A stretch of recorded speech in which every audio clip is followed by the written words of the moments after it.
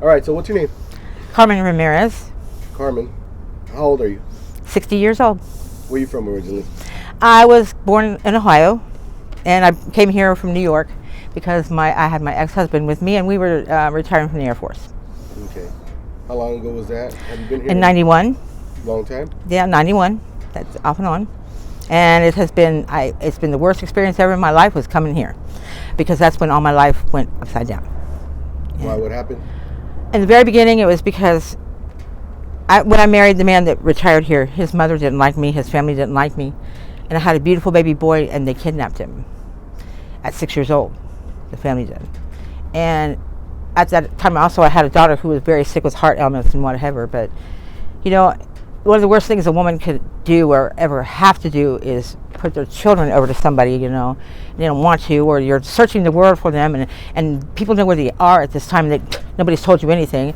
And so now my children have grown up resenting me. They don't talk to me. I don't have a relationship with them at all. And it's very sad. I'm sorry to hear that. Yeah, it's very sad, because I was one heck of a good mom. You're talking about someone went to school.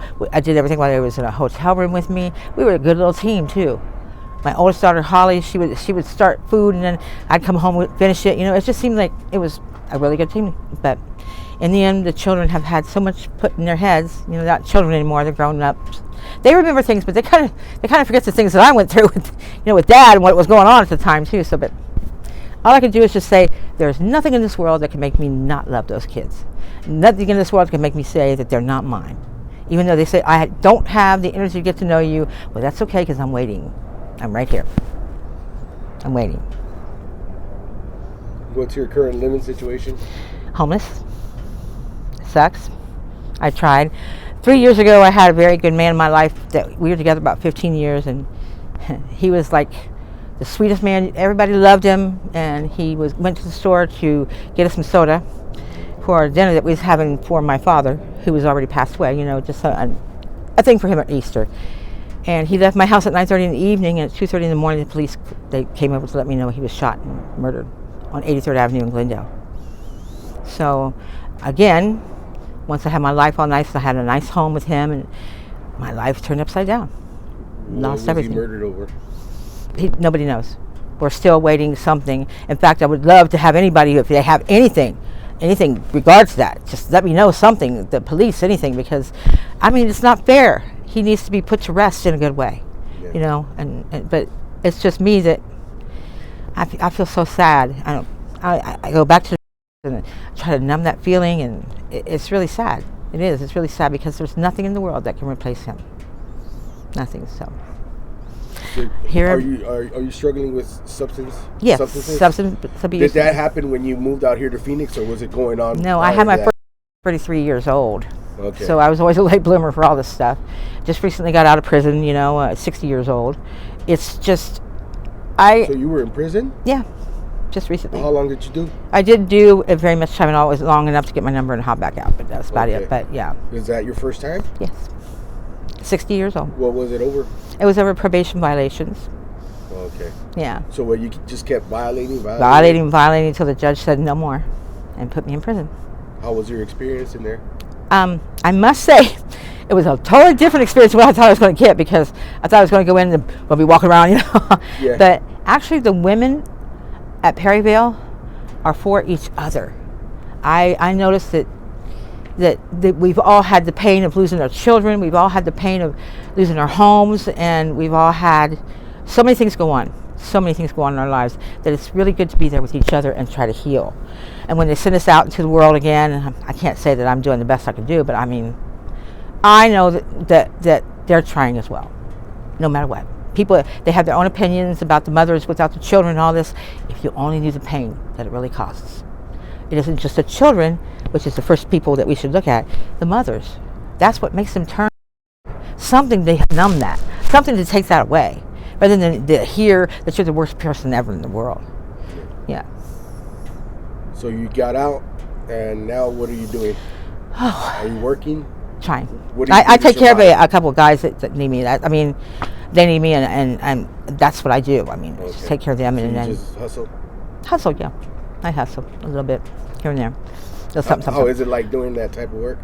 Is it dangerous, or taking care of them? or doing what I do. Doing what you do. Okay, I have my own little websites and stuff, but I've never had the trouble anybody else has had. I don't know. I'm pretty up for it. I'm pretty. You want to hurt me? I promise you're going to hurt. That's exactly how I feel.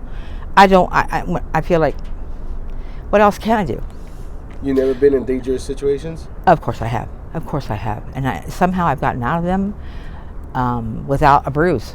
I mean, I have a very good gift of gab. I really do, and I use it in every way that I can use it. I'm a good salesperson. So, yeah. That's good. Customer service. So now you say you stay at someone's house because you're taking care of them? Well, I'm not staying in their house. Oh, okay. But I go over and I make sure they're okay. I flop back and forth where I just meet up to where it's like nighttime I go to sleep, and it's usually somewhere where I could be there for just a few minutes, and then I get up and I go and take care of them, and I'm just trying to, this whole thing of parole and everything else is just, they're not for us like people think they are. Yeah. They really are not. They want to set you up to fail. That's what I feel. Really no, they don't want to help. They say, oh, this is the halfway house we want you to go to. $170 a week for a halfway house. That they have to check it out, make sure you're working and everything. I mean, I understand that's still your kite tail to everything, to get straightened out, but there has got to be a whole lot more they can do than to see this person or have to be terrified of this person. I mean, you never know how to feel comfortable. You never know if you're doing right, if you're doing wrong, whatever. Yeah. What kind of work have you done in the past?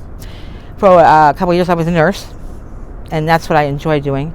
I also lived overseas where I recorded music and danced, whatever. And currently I'm trying to write my book. Do you have any of that stuff on the internet? You said you did music. No, I wish it's so sad because the internet was not then, okay?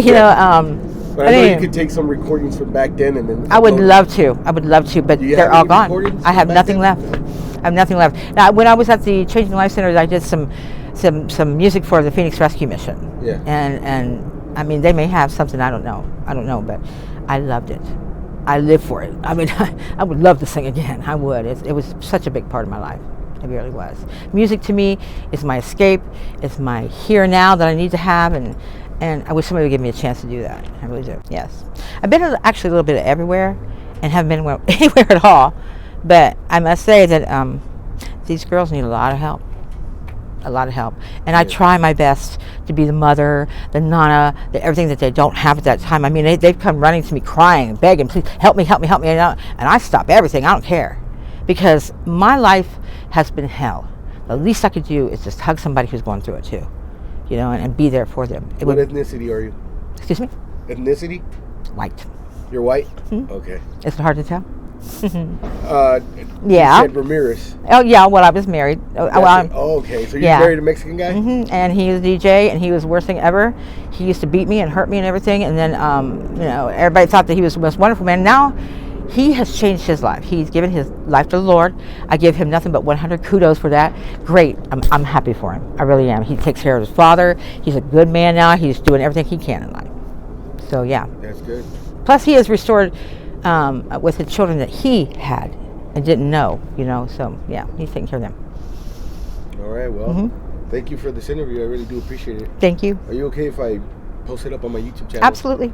And just in case anybody wants to reach out to you with any sort of help or donations, do you have any contact information that you want to share? Do you have an email, a Cash App, anything like that? Maybe the contact through you. I that's all I have. I have nothing. When I went into being in prison and what have you, all of my things were thrown away.